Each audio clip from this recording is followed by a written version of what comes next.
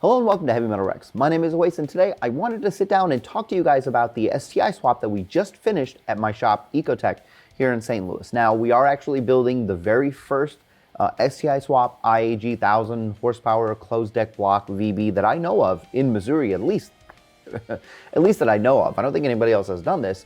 But what I wanted to do was I actually spent pretty much the entire time recording every bit of footage I could of our wonderful engine tech at work doing this swap. He actually pretty much did everything from beginning to end, and it was pretty cool to be able to see him pull out the engine, take it apart, redress it on the new block, put everything on, you know, and then actually do the STI swap. So the way that this video is going to work out is I'm going to go ahead and tell you some of the major things that I saw while we were doing this installation, things that I don't always see other videos talk about, so hopefully this is new information for you, because it definitely was for me.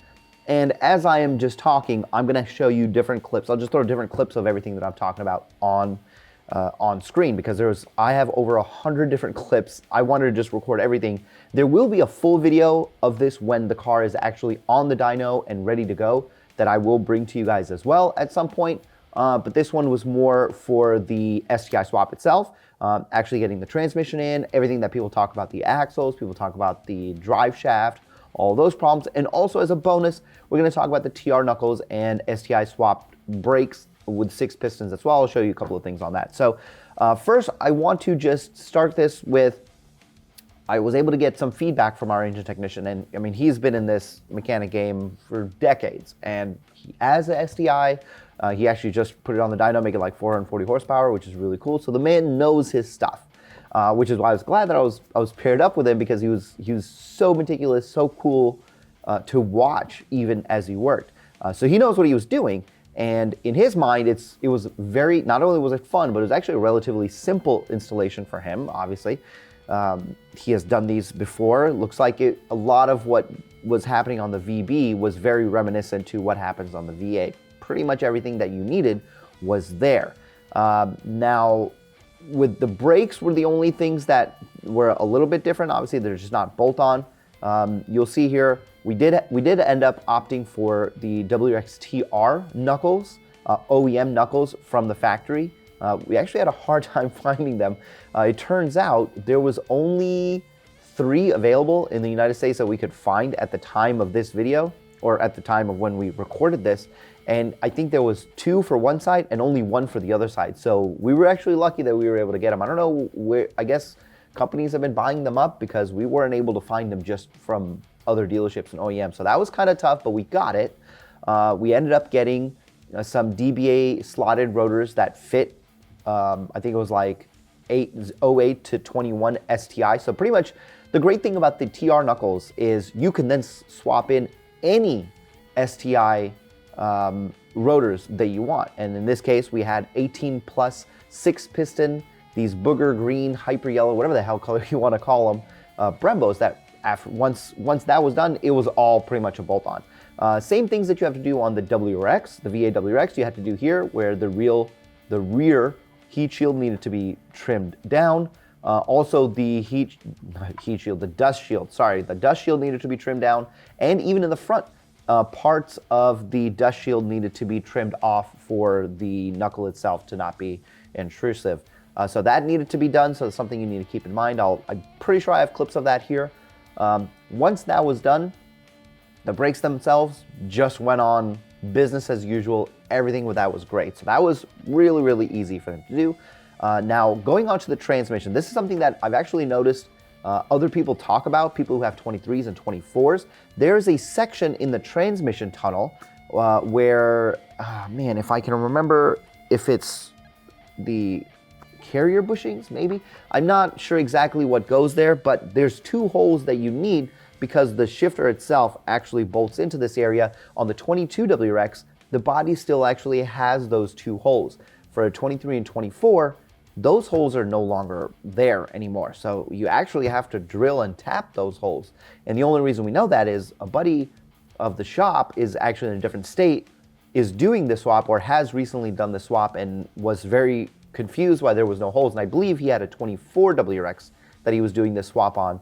And I really thought that was interesting, because I remember watching Joey's video and he actually mentioned that. He just was like, oh yeah, just get some I think it was like M12 or M10 bolts, and the holes are already there. So it was nice to be able to see, this is a 22, so those holes are present, so that really wasn't an issue. So that was something that we got lucky, we didn't have to mess with. Now, there has been discussion about the axles, whether the axles are too short, too long. We actually popped all of the axles in, and there was no issue. There was no extra stretching. There was no issue with the axles at all. I actually just realized I completely forgot. I don't know if I mentioned this at the beginning. This whole swap was a VA STI swap. Everything here came off of I don't know if it came off of a 2015 or a 2018, but the transmission is a 2015 plus TY85 STI transmission with the drive shaft coming from a 2015 plus and the axles. The only difference is the brakes came from a 2018 STI because the original ones I don't believe had these hyper yellow booger brakes. So 2015 STI swap, pretty much everything, including like the rear diff and axles, everything came from there. So the axles fit perfectly. There was no issue. The front axles were fine. The back axles were fine.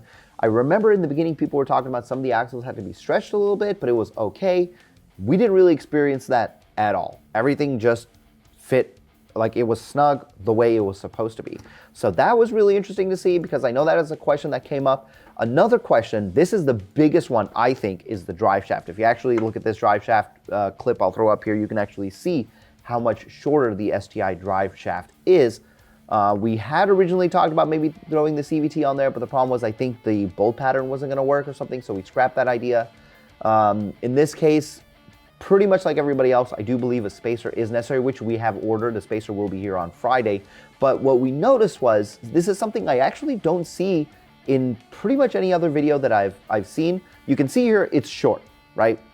And people have said, oh, we'll just bolt it to the drive shaft and just pull it into the transmission tunnel or into the transmission. The problem with that is if you are doing that, you are now, like, the drive shaft carrier is 2 bolts that go in like this. Now, if you bolt the drive shaft to the back, you will actually have to pull the drive shaft, which means the drive shaft carrier is now like this, and you have to put those 2 bolts in like this. We really don't like that. And I assume that's how everybody else is running it, because there was literally no other way to just pull the drive shaft. I mean, it's not like the WRX one where it like goes in and out on the backhand, which I completely forgot to get a clip. It's completely solid. So if people are doing something different in this department, please let me down in the comments how you guys are doing, because that didn't really work. We just wanted to try it to see if we could recreate what I was hearing in the community. Like I said, a spacer is already on the way. That's going to be the direction we go. Eventually, I think we may suggest to them maybe an upgraded drive shaft, or maybe the carbon fiber drive shaft, which is a bit longer, so it'd be less of an issue. But this is something you need to know if you decide to do the swap at home, or if you decide to do the swap at a shop and they're a little confused by what's going on, or maybe they haven't done it before. You could do it, and we did test drive it, and it's fine, but like, it seems like there's too much stress going on that. I mean, I'm not 100% sure. I don't know how long that would last, but something to be aware of. Next, this is something, didn't even think about this. When you have the actual transmission, the WRX transmission that comes in the VB actually has a bracket bolted onto it for the J-pipe, which also has a bracket that bolts on there so that you actually have some support there, because the way that you look at it, it's actually the 3 bolts of the J-pipe that connect to the turbo housing, and then then there's the bracket that's on the transmission, and then the next point of support is actually way back by where the mid-pipe splits, and there's an exhaust hanger, and then the 2 exhaust hangers in the back. With that, once you swap the STI transmission in, that bracket is gone. So now your whole exhaust is hanging from the 3 bolts on the turbo all the way to the very back of the car at the exhaust hanger by the mid-pipe. So the whole exhaust is kind of just dangling. It doesn't really seem like a safe thing. And so what we opted to do was, obviously we have a fantastic welder and fabricator in-house, so we ended up just welding a bracket onto the transmission, which just gives it more support to be able to put. Now, I don't have the. I'll actually have to get a clip of it later. But you see here, this is the actual bracket that we needed, and you can see the J-pipe in this clip that I'll eventually throw up here. The J-pipe just doesn't have anywhere to go. It just dangles there. So that was interesting. Another thing I wanted to bring up was the transmission support that you remove. You can actually see that the way that is shaped, it's different because the different way that the exhaust goes on the EJ goes on the right side versus our FA goes on the left side. That's why you can see one is shaped this way, one is shaped this way. We actually ended up just opting to reuse the WRX one. Everything fit just fine. There was no problems with it, which means transmission mounts and things like that should also fit. So that's something to keep in mind. If you look at it and it comes with it, if it comes with your swap, you probably won't really use it. Now, theoretically, you can actually unbolt everything and like mix and match pieces to make your own, but in our case, it didn't really seem like it was super necessary to do, so we ended up just using the WRX one as well. There was no issues with the diff. The diff went in just fine.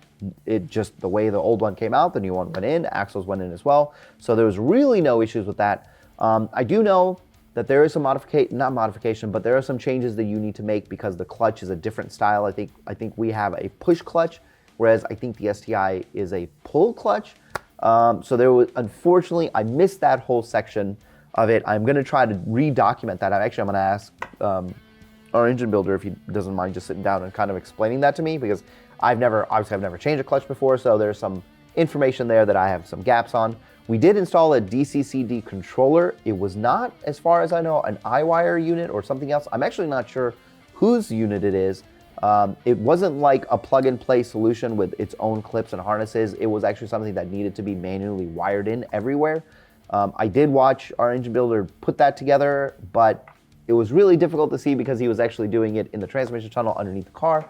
It was hard to record that, and also the reason why I'm even doing this video this way is because I just didn't want to get in his way while he was, he was nice enough to let me record, but the man was still working. So I'm not 100% sure how that was put in, but at this point, I'm not too worried about it, because if you do end up just going and getting the iWire kit, I can recommend you go watch Joey Montalto's video. He actually did show how to wire and plug all that stuff in. Eventually, I will probably, man, I hope I can eventually do this. And when I do my own swap, eventually, I will do a more in-depth step-by-step. It's just, this one was here, and it just made a lot of sense to go ahead and cover it. So those things I don't have clips for. Everything else, overall, like I said, once everything was put into the car, we drove the car, and everything was totally fine. Obviously, why wouldn't it be? We have a professional putting the swap. But these were the things that I noticed. There were certain things that I didn't hear other people talking about. I'm not really sure how they went about it. Again, the drive shaft is the biggest thing, because I don't know how they just pulled the drive shaft. So that was really interesting. We are actually going to continue to work on this build. There's a couple of things, like I said, we got to put the spacer on and get it tuned. So that's going to be the next thing. So I will definitely bring you what these numbers look like. Currently, we are putting it on 93, and then we'll work with the customer to see what he wants to do from there. But overall, this is such an amazing build. I mean, it is basically the car that I wish that I could be building right now, but the way my bank account is set up, this is not possible at this time. So hopefully this information is helpful for you. Hopefully you enjoyed this video. If you have any other questions, or if you have comments on any of this stuff and you've done this swap, or you're thinking about doing this swap, definitely let me know, because I am interested in hearing your guys' experience. Anyway, I will see you guys in the next one. Before you go, if you like this video or any of my other content, consider subscribing or picking up a YouTube membership from the membership section. Also, you guys know I work at Ecotech here in St. Louis. We do all kinds of repairs and maintenance and performance work, and we also have access to parts, whether you're looking for Perrin, AMS, Cobb, Mishimoto, Grimspeed. I can definitely help you guys. Also, if you're looking for a place to get a dyno tune or a pro tune, you can actually come here to St. Louis, because we've got a dyno here.